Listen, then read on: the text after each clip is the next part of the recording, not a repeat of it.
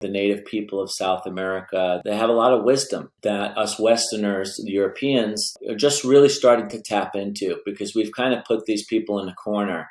And, a lot of these people actually retreated to the Amazon jungle to kind of get away from the Portuguese and Spanish colonization. They've kept most of their traditions really in secret. And for some reason, in the last, say, 30, 40 years, they're starting to share their medicine and their practices with Westerners. So it's kind of an interesting thing that's happening on the planet right now.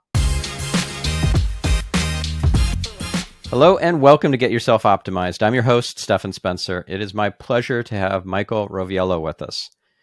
Michael is a New York City native. He chose to leave his hometown of Queens to join the U.S. Navy in 1999. With years of conducting helicopter search and rescue missions, deployed around the globe as a helicopter rescue swimmer, combat search and rescue crewman, and anti-submarine warfare operator deployed for Operation Enduring Freedom in Afghanistan in 2001 and Operation Iraqi Freedom in 2003.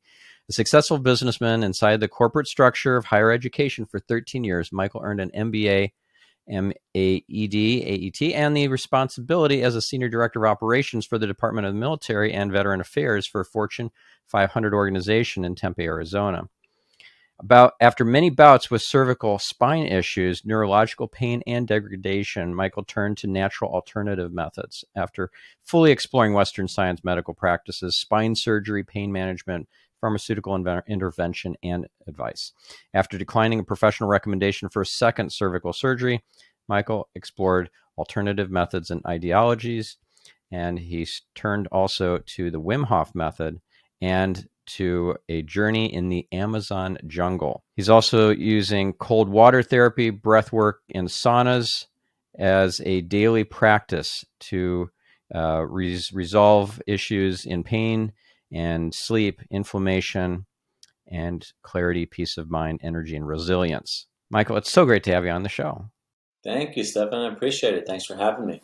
With your origin story of how you ended up becoming such a biohacker and running a company that helps people to improve their biology and their performance, their longevity. What was it that the gift with the bow on the bottom, as my wife likes to say? Ultimately, I had neurological issues after the military. So it really just started out as me trying to find solutions for my own problems. I was going through the VA healthcare system, so I was going through a very Western model when it came to solving pain. So it started out as like this throbbing neck pain. Then it was affecting other parts of my spine. Over years, it kind of did this interesting dance where it would, I would be in a lot of pain for a long period of time, and then it would kind of disappear for a while. I would numb it with some medications that they would give me in the service, and then it would kind of come back. And it just did this dance with me for many years that I didn't fully understand. And when I got out, it progressively started to get worse. And it got so bad that it actually got to the point where I started to lose feeling. When I started to lose feeling, that's when the doctors became very worried. And they started to run tests to see if I had multiple sclerosis. A lot of the neurological symptoms that I was experiencing looked very much like multiple sclerosis at that time. What they found was my spinal cord was being pinched, and I was kind of losing a lot of energy from my brain to the rest of my body. So I was losing strength, I was atrophying, I was losing balance, and I was doing all of the kind of Western medicine procedures. I was doing epidural shots. I was taking a variety of different types of medications, from pain medication to inflammation medication to muscle relaxers. And then eventually I got something called an anterior cervical, which is a spinal surgery where they will actually go in and fuse your spine with titanium. And that kind of freed up some space, and I started to get some energy back into my hands and arms, which were like the main areas, because the neurological network that comes off your spine, especially your cervical spine, controls your hands and your arms. But about a year later, I started to have the same symptoms. So right back to the doctor's office, to the surgeon, hey doc, what's going on? and started to realize that, I had to go through a lot of these procedures all over again. We eventually got to the point where he wanted to do a second surgery fusing above and below. And ultimately, that's where I kind of drew the line in the sand and decided to seek alternative therapy. That was my tipping point to kind of explore other things. And I came across a book written by Dr. John Sarno, who wrote a book called Healing Back Pain and the Mind-Body Prescription. And that book opened up my eyes to understanding something that he referred to as TMS syndrome and tension myoneural syndrome. I think that's what it stands for. And ultimately, it was this understanding of psychosomatic pain and how psychosomatic pain can manifest into physical pain. So I had to go essentially through this journey of the soul to try to explore unresolved issues emotionally, mentally, spiritually. And that took me down a lot of different rabbit holes. One of the rabbit holes being biohacking, which was really helpful for the physical, biological aspect. And then I went down other rabbit holes, such as the Amazon jungle and plant medicine, to really understand spiritual aspect, learning traditions of the native people, and a lot of emotional healing as well, just through a variety of different things, breath work, plant medicine, integration. So I was just exploring everything, just trying to find what worked. And so now are you pain free now? Yes, I'm pain free. I don't have any back issues. I never needed to get a spinal surgery. I am working on corrective issues, because when you do have a spinal injury, certain muscles will want to compensate for other muscles. So I'm doing a lot of therapeutic Pilates and more flexibility and different things like that, Tai Chi, things that are kind of a little bit softer on my body. But ultimately, no surgery, no pills, no procedures. All that is left in the past many years ago. Wow, that's amazing. And so you had one spinal surgery, but you declined the second one, and you never needed that second one. I never needed it, no. And they thought I was crazy. I remember having the last conversation with my surgeon was really the last time I ever saw him. And I had mentioned that I was interested in alternative therapies and that I was going to seek these out. And I remember him kind of smirking and almost giving me this look like, that's not going to work. I'll see you soon. And I never saw him again, actually. So that was the last. Did you ever contact him to tell him about your journey and how it turned out? I never did, actually. No. It's funny that you said that. That would have been great to do. It's been so many years now, but it would have been great to at least contact him and show him the things that I've done, or refer him to that book, say, hey, check out this book. It would be something that you might want to give to your patients. Well, even if he's retired, that doesn't really mean that this is a wasted effort for you, right? If you contact him and he sees the power of looking inward, praying, dealing with your inner demons as a way towards healing, and he can see the physical manifestation of that, and you walking around pain-free and not having had that second surgery, who knows, that could be the tipping point for him to reconnect with God or have some sort of spiritual epiphany. Yeah, it's good advice. So let's dig deeper into the Amazon jungle. Where'd you go? How did you find the right shaman? What was the process like? So I was always interested in Native American traditions, anthropology, and ancient history. So I was kind of studying this on my own, mainly just out of fascination, documentaries, History Channel. And I always was curious about the Native American people because, growing up in the United States, I grew up in New York City. You don't really feel much of that Native American spirit in New York. But when I moved to Arizona, although, Arizona obviously is a very Western model and it's a big city, you still feel the spirit of Native American people here. You can go up north, there's reservations. Obviously, I had some friends, I had interactions with people who are Native Americans who grew up on reservations. So I was really curious about how they lived and what they had to say about different things, whether it be origin stories, humanity, health, wellness, where do we go when we die, where do we come from? Because mainly I was trained in, I was brought up in an Italian American household, which was all based on Catholicism. So I was just very curious about their perspective. I always wondered why a lot of their teachings weren't brought forth. And so I started to just kind of dig a little bit and try to learn more about them.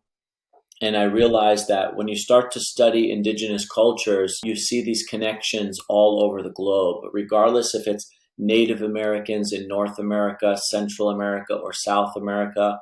They obviously have their own connections. But then when you start to look at Native people of Europe, Africa, Australia, Asia, you start to find very, very similar connections when it comes to spirituality, but also when it comes to health and remedies and herbs and plant medicines. It really started out with just documentaries for me, learning about it. And then I was introduced to somebody in Brazil that was exploring a plant medicine called ayahuasca. And this was back in 2014. And I had known just a little bit about it because I have watched some documentaries. So when I got a chance to go to Brazil, I had the opportunity to have an experience in a ceremonial type of setting.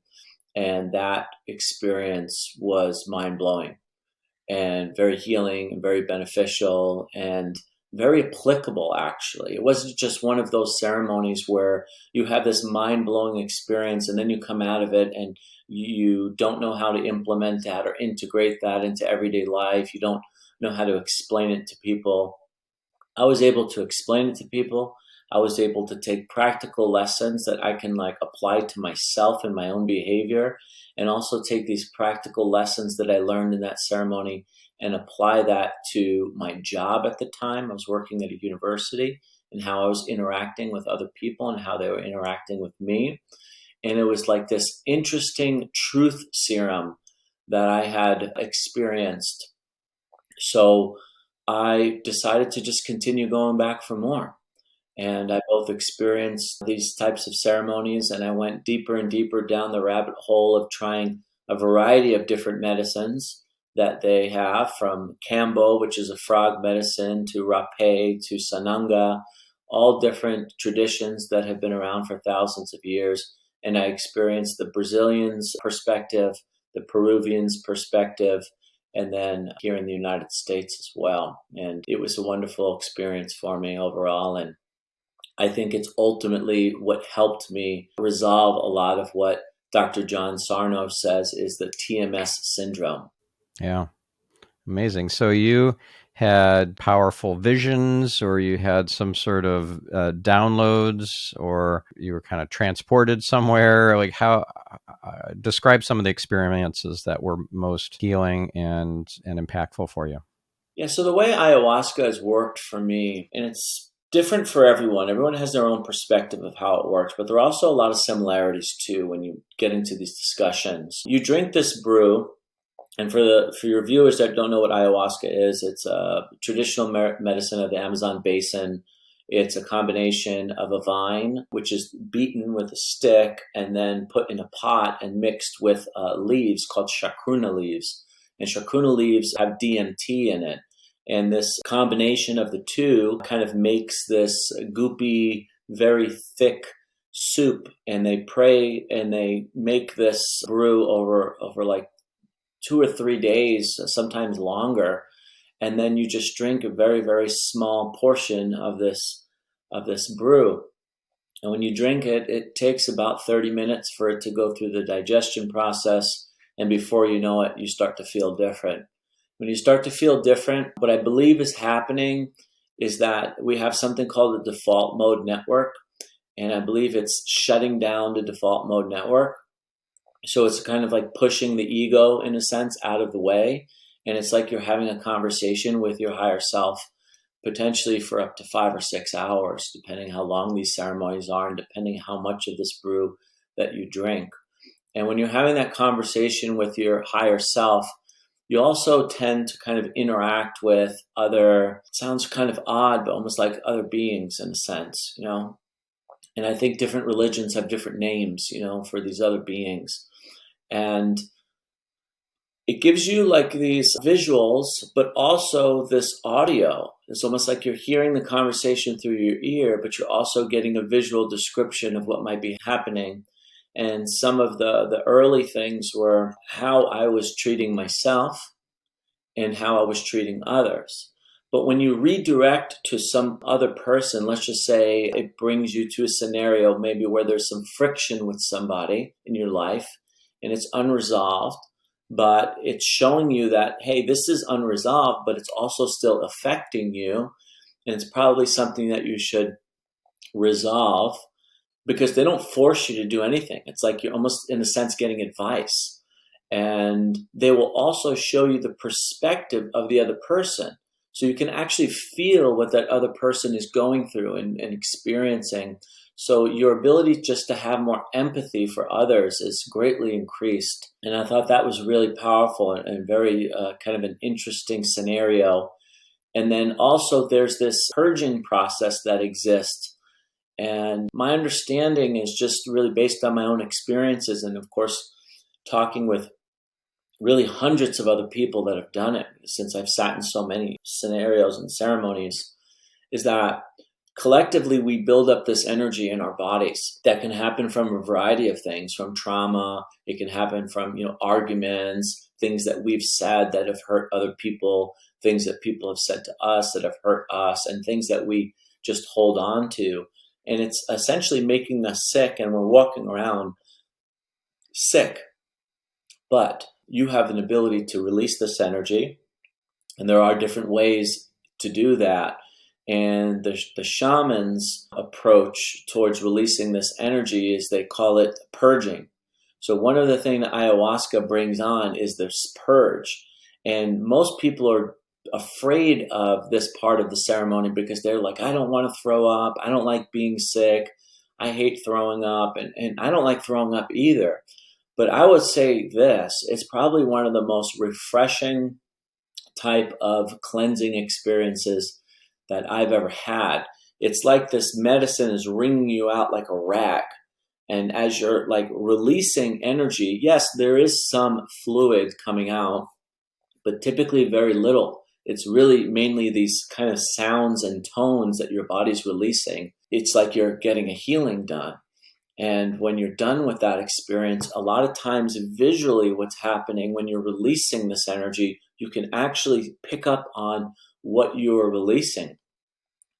Old arguments, things that were said, that you said, things that were said to you, things that you didn't even know that were still there, that just the memory pops up as you're going through this process. So it's a very interesting cleansing process that I don't fully understand, but I experienced many, many times.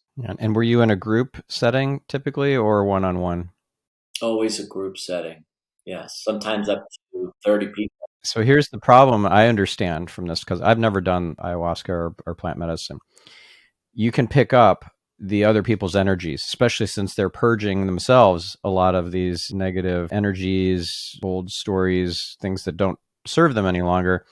And you're in a setting where all this energy is hanging around. You got to protect your own energy boundaries so you don't pick that stuff up. It's better to be in a much smaller group or just one-on-one with the shaman, is my understanding.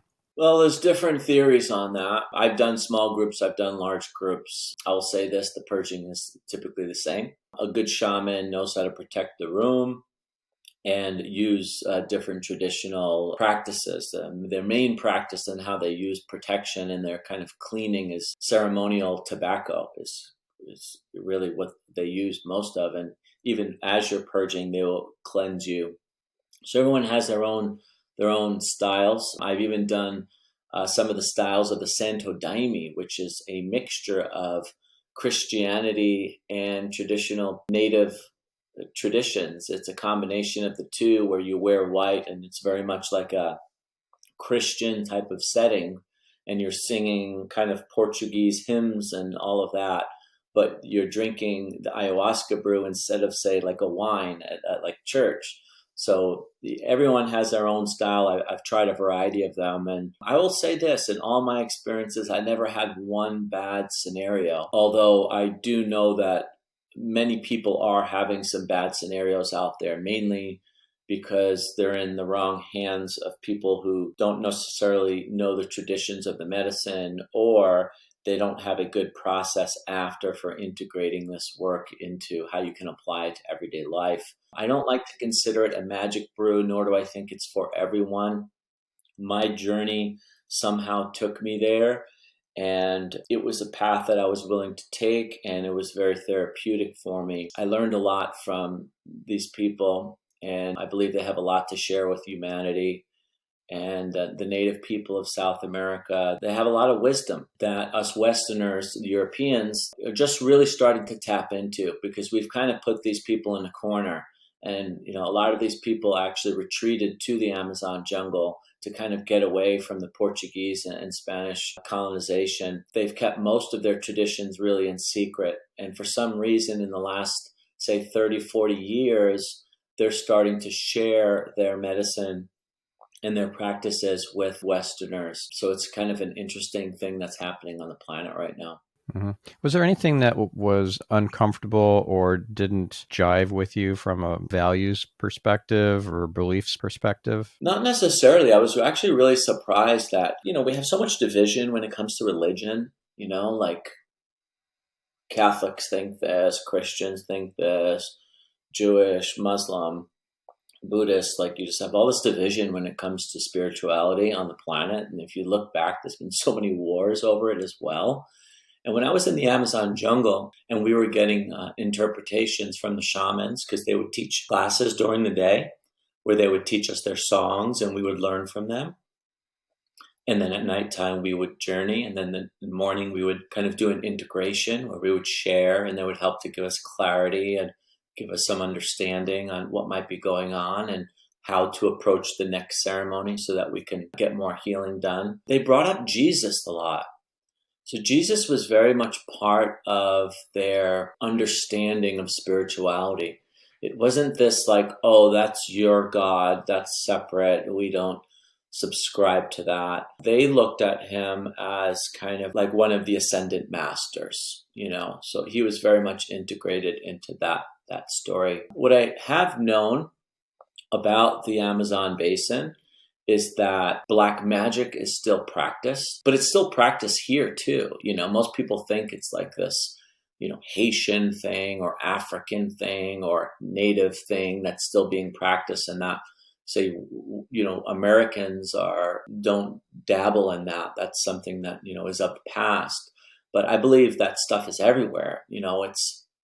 It's in our videos. It's in our what we're feeding ourselves energetically. It's in music. It's everywhere. Sometimes we pretend that we're clear of that we don't do that. We're not participating in that, but they still practice that stuff, especially in like Bolivia and certain parts of Peru. And there's a lot of like kind of energetic spiritual battles that are happening between different shamans, teachers, and tribes. And I don't really understand that whole world, but apparently people can get mixed up in some of that and can get very sick. I've heard stories. I've never experienced it myself. Wow. That's interesting. When I was in Belize a couple months ago, it was a Maverick trip, which is Yannick Silver's mastermind. So we're in Genius Network together, you and I.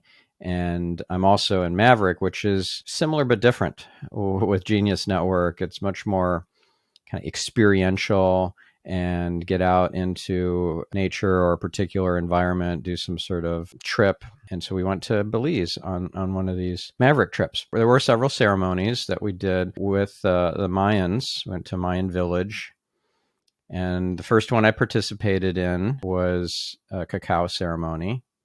And the second one, I got guidance from above. It was a water ceremony. I got guidance from above to not really participate, not pour the water in that we brought from our lake nearby, not to do the prayers, because they were praying to the four corners of the earth and, these different gods and so forth. And I got very strong guidance to not do that. So I didn't, and I'm glad that I didn't. You got to be very careful about what you say yes to, what you allow into your field, because there really is a thing called idolatry, and it's not in the Bible. It's real, and some people make their work their idol. Some make it a particular guru. Some make it a set of gods. Anything. Some even make it themselves. Like they're so inflated with self-importance, their ego, their inflated ego is their God. And anytime you have an intermediary between you and God, it's dangerous, very dangerous. So that's my understanding, at least. And so I'm curious to hear if you've had any kind of nudging from your higher self, from God, from your angels, from your kind of spiritual support team on what directions to not go as you explore this rabbit hole. Not necessarily. I felt my angels very supportive in these types of ceremonies. Mainly, they would do is come and help to guide me on really how to help other people. So most of the things that I've learned sitting through these ceremonies have really taught me how to approach and how to help other people. I don't feel like there's a lot of differences in, what I've learned about spirituality is everyone's like, oh, this is my spirituality. This is, what I, know. But from the universal collective, it's really all the same. We're all just basically having different interpretations of, what we call it. Some people call it spirit, someone with a science mind might call it energy, There's many different terms that have been around for thousands of years on how we describe these transcendental experiences.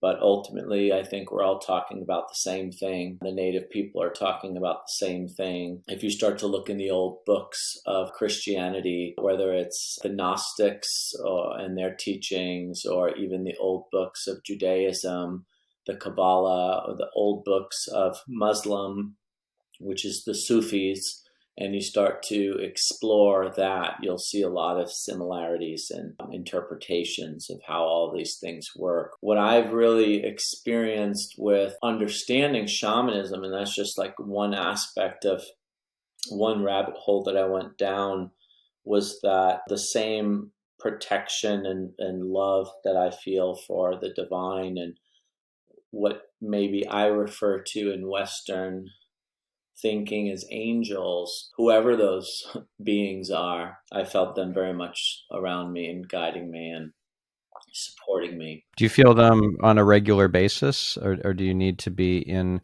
the jungle doing plant medicine in order to really feel them or receive their messages?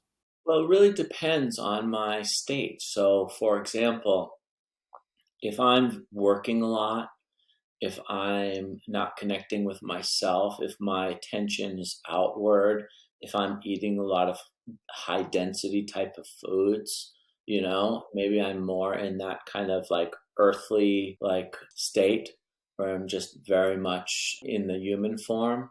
But I've learned how to change my state and change my vibration over time. So if I start to fast, if I start to eat foods that are more of light, if I start to do more inner work, whether it's through meditation and breathing exercises, then I become more sensitive to the things that are not necessarily in my vision. So it really depends how I'm living. And there are certain times in my life where it's very important for me to be in a strong kind of earthly, powerful kind of body where I'm eating a lot of meat and my attention is outward. I'm very productive, and that is serving me at that time. But for a good 4 years, I was very much tuned to a different vibration where I was fasting very consecutively. I was doing what they call dietas, where the big part of shamanism is not all about ayahuasca. Most people think that it's all about ayahuasca. You drink this brew, you have this psychedelic trip, and stuff happens, and then you come back. really the psychedelic trip or the brew that you're drinking is bringing on these visions so that you can learn. But most of the healing is done when you're done with ayahuasca, when you're outside of the ceremony. And most of it is done through fasting, spending time alone, and then drinking these plant brews, which are non-psychedelic. You would just call them teas, essentially, of different herbal type of teas from different plants. So in those stages of my life, I was very, very, very sensitive. I would say I'm more connected than when I'm behaving in a different manner. I now know that there isn't a right or wrong, and I don't necessarily need to be one way or the other. There are certain ways that I'm being that are more functional for what I'm trying to achieve, depending on what's happening in my life at that time. So I have the ability now to really shift as necessary. And I know one of the first things I need to do when I want to become more sensitive to the energies that are not necessarily in my everyday vision is to start fasting, more prayer, more meditation, more inner work, more disconnection from physical things, whether it be technology and different things like that, that keep all of my attention outward. And mainly I work on getting my brain waves much slower, where when I'm doing stuff like this and podcasting and working every day, my brain waves are just faster. My attention is more outward. So I think we can shift depending on the type of lifestyle that we're living. I just watched a video last night, coincidentally, on what you're describing of being in these different states of either productivity and just getting stuff done, or in a place of eating junk food and being lethargic or disconnected. And then that connection of Hinduism known as sattva, that's goodness, calmness, harmoniousness. I'll include the spirit science video that I watched in the show notes for our listener. The idea is there are three aspects of creation or reality. These are called the gunas, and sattva is one of them. Rajas is another one. That's where you're in productivity mode, kind of getting stuff done in action and in your passion and so forth. Probably beta brainwave state, I would imagine. And then tamas, which is that place of ignorance or inertia and laziness. And yeah, that jives quite well with what you were describing just a couple minutes ago. Are you familiar with those concepts? Yeah, I'm familiar. I'm familiar with spirit science. Those guys are great. Yeah, so back to like native culture. So when I say native culture, I mean everybody. It's a collective. We're all one. We're all from this earth, is what I believe. And what happened in Europe is identical to what happened in the Americas. So if you look at like the rise of the Roman Empire and how they started to move throughout Europe, colonize, conquer, basically look at, say, the Germanic tribes at that time as native scum, essentially, and they wanted to force their ways upon the tribes of the Celtic people and the Germanic tribes and the French tribes and all the other native people who were living throughout Europe. They forced their will upon them. And then eventually, waves later, they did the same thing to the Vikings, and this kind of rise of Christianity in the name of Jesus Christ was basically, which I'm pretty sure Jesus Christ didn't want it to happen that way, where people were dying and being murdered and burned at the stake, in his name. That's just probably man and their ego, right? So that wave happened, the European people, and then eventually the landscape changed in Europe. Then they took those same exact behaviors, the Portuguese, the French, the Spanish, and the British, and they did the same exact thing to the native indigenous people of the Americas. Almost identical type of scenarios, how they changed their schooling system, they killed off their food supply, they used all of these psychological tactics to kind of break their will in many different ways. And that just stopped happening not that long ago, in both Brazil and here in the United States, if you study some history. But what you'll learn is that native people are native people, and they behaved very much in very similar ways. We can learn a lot through their experience. I'm learning a lot from biohacking from their experience, because these people were very strong, resilient, and over thousands of years of evolution have all of these different software programs that have been able to adapt to the environment, whether it be hot and cold therapy, which is something that obviously I practice today, whether it be breathing exercises, which were practiced very much in India, in Asia, to get into these somatic states. You have fasting, which is something that all native people practice in some way, shape, or form, mainly because it was a spiritual practice, but not only spiritual, it was also, they didn't catch anything from their hunt, so their body is really designed for fasting. So we have all of these programs installed in us that have been written for thousands and thousands of years, and we have the ability to tap into this software of native people from whatever climate. My ancestors are mainly from the Mediterranean. I would say I'm majority Italian with some Persian. I did some DNA testing with some Persian. Most of my lineage really exists in that region of the planet. The native culture is also very conscious in certain ways that I found very impressive, such as asking permission before picking the leaves or the vines or whatever they were going to use for medicinal purposes or for just consuming the nutrients. Asking the plant for permission may not be something that is embedded in their DNA over thousands of years, but it culturally is something that's passed down as a behavior. And I find that to be very conscious. I'm sure there are physical manifestations of such as higher nutrient density and retention of the medicinal properties and so forth. There's Dr. Emoto and his water experiments and how he was able to crystallize these water crystals and show the change depending on the vibration or the intention of the person who is sending that energy, whether it's apathy. So then there's these really messed up looking water crystals, or love or joy or peace. And then these were very beautiful crystals. When somebody prays over their food before they eat it, that has a physical effect on your body and on the food that you're praying over.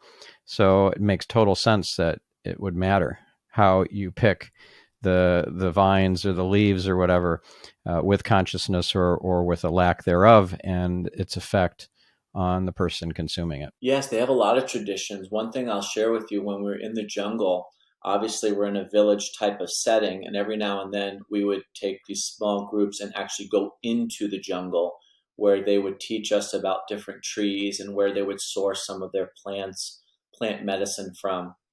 Basically a lot of tree barks and different things like that. But before we crossed the line of going from the village into the thick parts of the jungle, they would make an offering to the jungle and usually leave some sort of tobacco of some kind, because they were basically asking permission to go into that space. So it was very intentional in everything they did.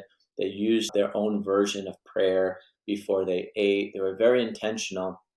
And you mentioned the word culturally. This might be a practice that is done because it's been passed down for, say, hundreds of years, thousands of years, whatever it might be.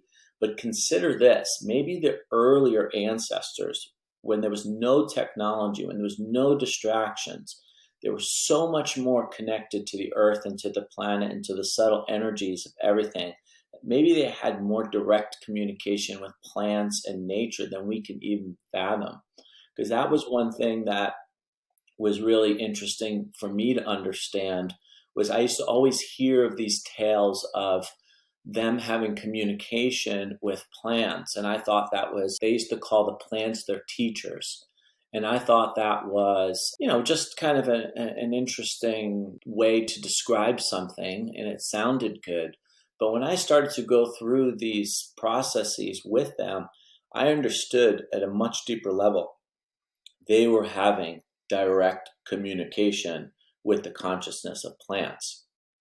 And that was something that was hard for my Western mind to understand. But they are way more connected to this planet and Earth and what's going on in nature than we can even understand. And if I took, say, myself, and maybe I was put out in the jungle and had to live there for a year with very little communication with other people, I would probably be a very different person in just that 1 year, just from my experience. And I'd be way more tapped into the subtle energies of the planet.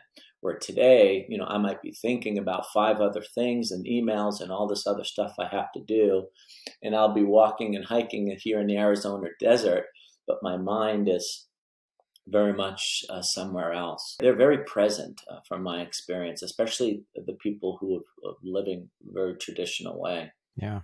Yeah. And, there are other cultures and belief systems and religions that also are very connected to the plants and creation, generally speaking.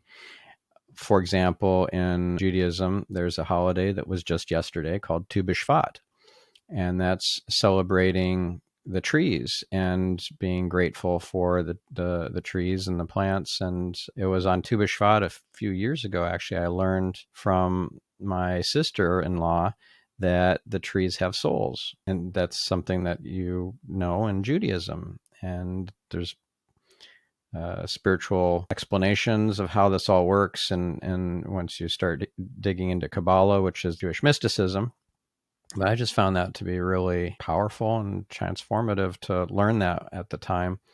And now I feel much more connected to the plant kingdom and to the trees in my backyard and so forth. And the holiday yesterday was meaningful, really meaningful. You consume things like tree nuts and different kinds of fruits, and you have different prayers that you say to thank God for the abundance of plant kingdom that sustains us. And every prayer is heard. It definitely, I feel a difference from having that kind of awareness. So I don't know if you've ever heard of that holiday.